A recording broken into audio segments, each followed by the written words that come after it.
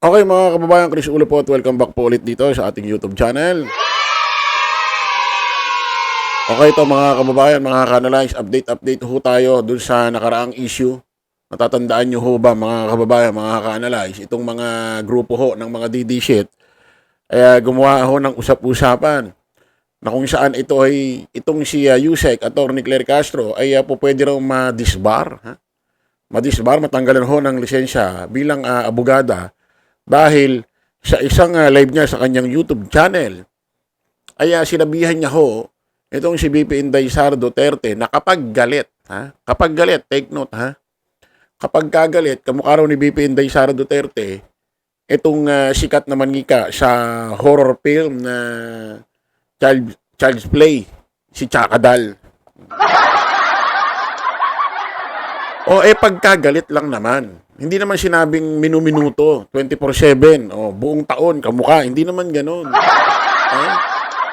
Paggalit lang. O hindi ho matanggap nito ni isang abogado rin ho na DD shit. Itong si, sino ba ito? Yung lagi nagre-reklamo, yung mahal daw ang bilihin. Yung sumigaw sa entablado, sabi, Mr. President, gutom na kami. Parang tangan. Yung mahilig ho magreklamo na gutom sila at mahal daw ang mga bilihin. Si dating ano ito sekretary yata sa dating sekretary sa PCO ba? O basta sekretary to dati sa gabinete ho ni Pangulong Bongbong Marcos. Si Attorney Trixie Cruz Angeles, O nagalit. Na sobrang galit niya, syempre love na love niya si BP Inday Sara Duterte. Love na love niya ay nag-post, na ayon dito kay Yusek Atty. Claire Castro, siya raw ay pinagbantaan. Mayroon siyang binanggit na word na ganoon daw yung post nito ni Attorney Trixie Cruz Angeles parang lumalabas, parang buntot lang ba ang walang latay, parang ganon. Kapag itong si Yusek Atty. Claire Castro hindi na raw tauhan or hindi na raw siya under ni Pangulong Bongbong Marcos. Parang lumalabas gagantihan daw itong si Yusek Atty. Claire Castro at parang buntot lang ang walang latay, parang ganon. May update na ho ngayon dyan mga kababayan. Ito ho. Although sabi ni Yusek Atty. Claire pupunta raw siya or nagsusumbong siya, magrereklamo siya sa PNP dito kay OIC or acting PNP chief Nartates, kasi ang unang kinall out ni Yusek Atty. Claire Castro, hindi ho siya doon nagpunta sa grabe ka Chris Ulo, inisip mo pa. Hindi ko siya nagpunta sa PNP, hindi ko siya nagpunta kay OIC or acting Nartates. Sa NBI ho siya nagpunta, sa National Bureau of Investigation. Hindi ho natin alam bakit hindi ho siya nagpunta sa PNP. Yun ang unang kinall out ni Atty. Claire Castro. Baka gusto niya kay Baka gusto niya kay General Torre.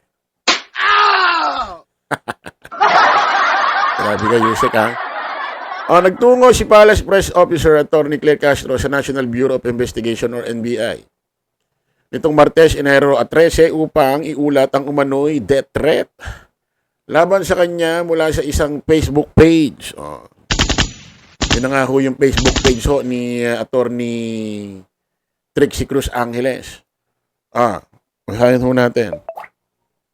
Itong saan na ba yan?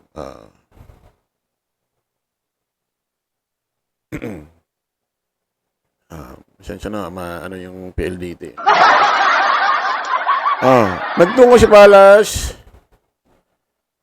Press Officer Atty. Claire Castro sa National Bureau of Investigation or NBI nitong Martes, Enero at 13 upang iulat ang umano'y death threat laban sa kanya mula sa isang Facebook page. Ayon kay Castro, isang luminous by Trixie Cruz Angeles and Ahmed Paglinawan. Ang pinagmulan ng banta noong Enero Ados, matapos ang kanyang chucky remark kay VP Inday Sara Duterte.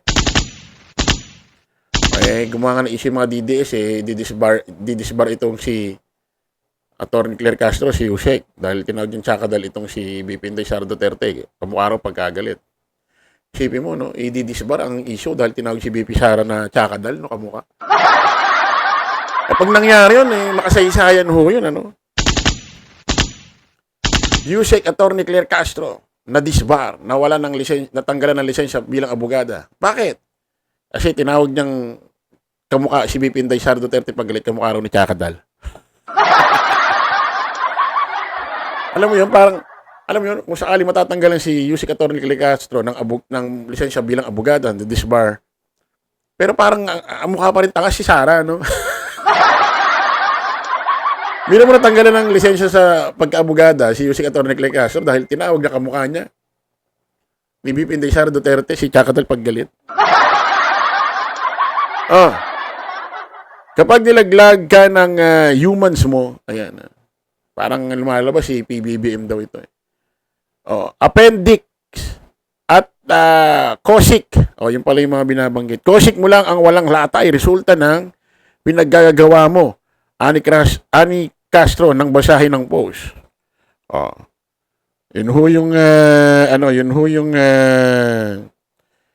sinabi ni Yusek Atty. Claire Castro, I really have to report this matter because if something happened to me, at least nakareport po yung mga taong nagpapalutang ng ganitong klaseng grave threats. Dagdag pa niya.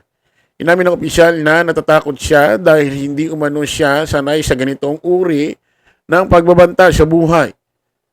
Pag-iisipan din umano niya kung magsasampa ng kaso laban sa mga nagbanta.